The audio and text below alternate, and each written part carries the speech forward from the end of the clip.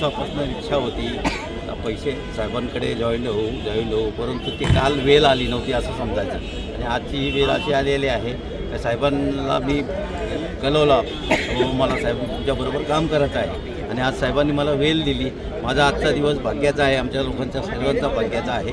साहेबांनी 2023ला जो मुख्यमंत्री असताना 20/10/2023ला समाजाचा जो प्रश्न उपस्थित केला होता त्याचा पाठपुरावा साहेबच करतात आणि साहेब आम्हाला न्याय देतील अशी आमची सर्वांची अपेक्षा आहे. लोकसभा आणि विधानसभेमध्ये महायुतीबरोबर होतात, नेमका भाजपबरोबर तुम्ही गेला नाहीत आणि एकनाथ शिंदे यांच्या शिवसेनेबरोबर आलं, काय कारण आहे? लोकसभेला भाजप सेनेची युती होती आणि युतीमध्ये मोदी सरकारच्या कालावधीत सगळं भाजपला आम्ही पाठिंबा दिला होता. काही समाजाचे प्रश्न आहेत त्या प्रश्नासाठी आम्ही पूर्ण महाराष्ट्रात पाठिंबा दिला होता. जागोजागी आम्ही सभा घेतल्या होत्या.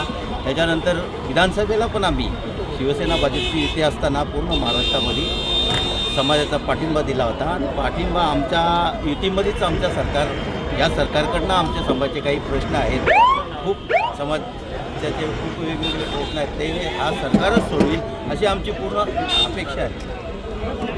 ओके.